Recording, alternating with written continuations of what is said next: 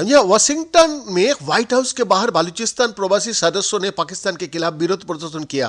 प्रदर्शनकारियों में से एक बलूचिस्तान विधानसभा का पूर्व अध्यक्ष वाहिद बालूच ने बताया कि वो लोग पिछले 75 सालों में बलूचिस्तान में हुए अत्याचारों के खिलाफ ये विरोध प्रदर्शन कर रहा है। उन्होंने कहा कि हम यहाँ उन बालूच परिवारों को समर्थन में विरोध प्रदर्शन कर रहा है जिन्हें अपहरण कर लिया गया था और लापता कर दिया गया। वाहिद बालूच ने कहा कि पाकिस्तान ने बलूचिस्तान पर जबरदस्ती कब्जा कर लिया है। जब उनसे पाकिस्तान में आगामी आम चुनावों के बारे में पूछा गया तो उन्होंने कहा कि चुनावों की कोई उम्मीद नहीं है क्योंकि वहां कभी भी स्वतंत्र और निष्पक्ष चुनाव नहीं हुआ है। उन्होंने कहा पाकिस्तान में कभी भी स्वतंत्र और निष्पक्ष चुनाव नहीं हुआ है और बलूचिस्तान के लिए कोई उम्मीद भी नहीं है। वो सिर्फ अपने उम्मीदवारों को फिर से चुनते हैं। ये असंवैधानिक और अलोकतांत्रिक है।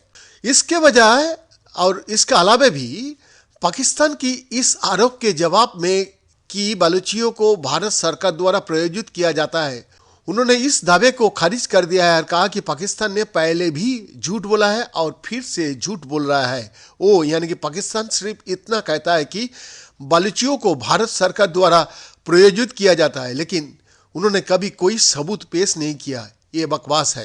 उन्होंने कहा कि अगर भारत बलूचिस्तान का समर्थन कर रहा होता, ये सिर्फ धन भटकाने की वाली रणनीति है। वही सिंधी फाउंडेशन का सदस्य सूफी लगारी ने कहा कि पाकिस्तान की सबसे बड़ी विफलताओं में से एक ये है कि वो हमेशा भारत को दोषी मानता है। ये बेकार हथियार है जिनका वो उपयोग कर रहा है। ये सिर्फ दो प्रसारण का खेल है। सूफी लगारी ने आगे कहा कि हम इस खराब मौसम में यहाँ हैं, हमारे परिवार और बच्चे भी यहाँ हैं। ये पाकिस्तान के लिए कहानी का अंत होने जा रहा है और हमें जल्द ही आज़ादी मिलने वाली है। जुबा बालूच प्रदर्शनकारी शम्मी बालूच जो व्हाइट हाउस के बाहर विरोध प्रदर्शन में मौजूद थे, उन्होंने कहा कि बालूच लोगों के साथ जो कुछ भी हुआ वो अत्याचारपूर्ण और मानवाधिकार का उल्लंघन है। मैं यहाँ हूँ क्योंकि बालूच नरसंहार हो रहा है। जी हाँ, और यहाँ विभाजन का बाद से हो रहा है।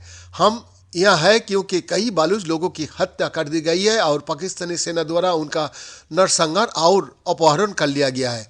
आज हम यहाँ उन परिवारों का साथ इसलिए खड़ा है क्योंकि उनके साथ जो हुआ वो नृशंस है और मानवाधिकार का उल्लंघन भी है। बैद्यनाथ दास का रिपोर्ट।